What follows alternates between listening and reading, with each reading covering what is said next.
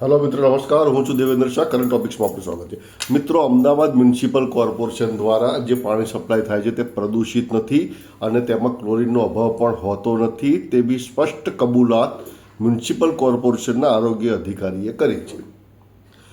હવે આ ઘટનાક્રમ શું છે અને કેમ તેમણે કબૂલાત કરવી પડી તે જરાક ઊંડાણપૂર્વક આપણે ચર્ચા કરીએ.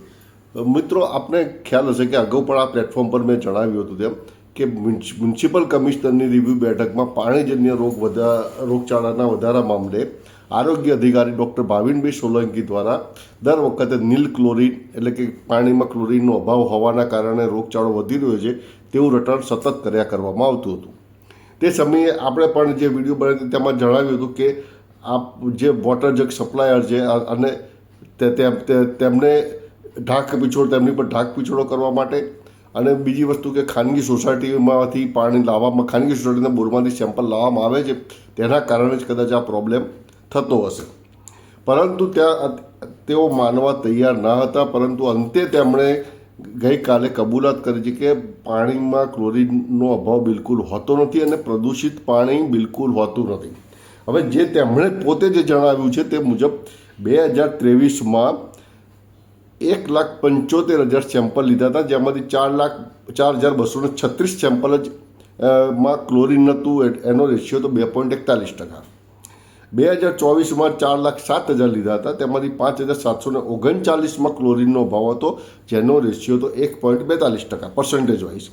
અને 2025માં ઓક્ટોબર મહિના સુધી એટલે કે નવેમ્બર ફર્સ્ટ વીક સુધી આપણે ગણી કાઢીએ, ગઈકાલ સુધીનું ગણીએ તો 5,22,000 સેમ્પલ લેવામાં આવે છે, જેમાંથી માત્ર 751 કેટલા ફરીથી રિપીટ કરું, માત્ર 751 સેમ્પલ લેવા મળ્યા કે જેમાં ક્લોરીનનો અભાવ છે અને જેનો રેશિયો થાય છે 0.14. WHOની ગાઈડલાઇન મુજબ તમે જે સેમ્પલ લો, જે પણ સેમ્પલ ટેસ્ટ કરો છો તેમાંથી 95% ફિટ હોવા જોઈએ, 5% અનફિટ હોય તો ત્યાં સુધી તે વાયેબલ ગણાય છે, તે વ્યાજબી ગણાય. અહીંયા 0.14 છે, જેનો મતલબ કે ડૉક્ટર ભાવિન સોલંકી આરોગ્ય અધિકારી પાણીજન્ય રોગચાળા મામલા માટે ઇજનેર વિભાગ પર જે ઠીકરો ફોડતા હતા તે ખોટો સાબિત પડ્યો છે.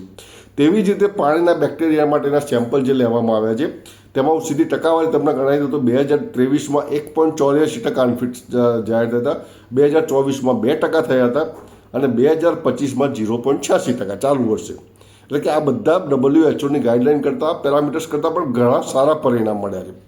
બીજી ચોંકાવનારી વસ્તુ એ છે કે જ્યારે ક્લોરીન ટેસ્ટ માટે 2023માં 1,75,000 સેમ્પલ લેવામાં આવ્યા હતા, જ્યારે 2025માં નવેમ્બર મહિનાની ગઈકાલની તારીખ સુધી જ આપણે ગણીએ તો 5,22,000 એટલે ઓલમોસ્ટ ગણો તો 4.5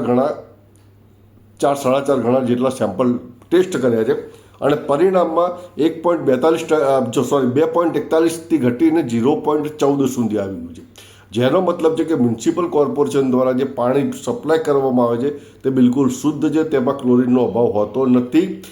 માત્ર પોતાના વિભાગની નિષ્ફળતા છુપાવવા માટે થઈને ઇજનેર વિભાગ પર દોષનો ટોપલો ઢોળવામાં આવતો હતો, તે હવે સાબિત થઈ ચૂક્યું છે. બીજી વસ્તુ એ છે કે શેની સામે પાણીજન્ય રોગચાળો પણ થોડો ઘણો કાબૂમાં આવી ગયો છે. જુઓ તો 2023માં ઝાડા ઉલટીના 6,847, 2024માં 9,979 ને 2025માં 5,610 કેસ નોંધાયા હતા.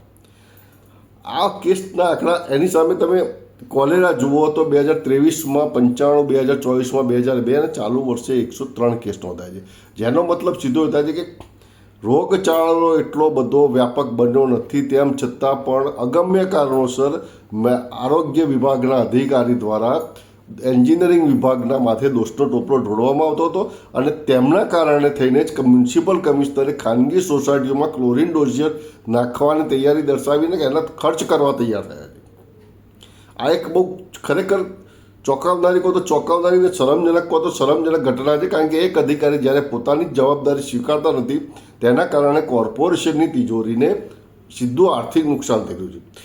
બીજી એક વધારાની વસ્તુ કે અગાઉ પણ આ પ્લેટફોર્મ પર મેં જણાવ્યું તેમ ફરીથી કહું છું, રિપીટ કરું છું કે આજથી લગભગ 3 વર્ષ પહેલાં તત્કાલીન કમિશનર M. થેન્નારસને વોટરબોર્ન ડિસીઝની માટે એક SOP તૈયાર કરી હતી, જે SOP મુજબ ઇજનેર વિભાગ અને હેલ્થ વિભાગના અધિકારીઓએ સાથે રહીને કામ કરવાનું છે કે જ્યાં પણ આવા રોગચાળો ફેલાય, જ્યાં પણ કંઈક તકલીફ હોય તો તે સાથે રહીને તેને દૂર કરવાનું છે. હવે આ એસઓપીને માટે પણ તેઓ આ ખાડા કાન કરતા હતા. હવે જ્યારે કમિશનરે દંડો ઉગામ્યો, કમિશનર લાલચોળ થયા, ત્યારે 27 હાઈ રિસ્ક એરિયા જાહેર કરવામાં આવ્યા. આ 27 હાઈ રિસ્ક એરિયામાં હવે ઇજનેર વિભાગને સાથે રાખીને ડ્રેનેજ લીકેજના પ્રોબ્લેમ હોય, પાણી લીકેજના પ્રોબ્લેમ હોય કે જે પણ પ્રોબ્લેમ હોય તેને દૂર કરવાની કામગીરી શરૂ કરવામાં આવી છે. જો આ જ વસ્તુ ચોમાસાની સિઝનમાં જ્યારે પીક પર હતો, પાણીજન્ય રોગચાળો પીક પર હતો, તે સમયે જો કરવામાં આવ્યું હોત તો રોગચાળો નિયંત્રણમાં આવી ગયો હોત અને ઇજનેર વિભાગના અધિકારીઓને માથે જે ઠીકરા ફોડે અને કમિશનર સાહેબના ગુસ્સો ઇજનેર વિભાગના અધિકારીઓ જે સહન કરવો પડ્યો તે ન કરવો પડ્યો હોત.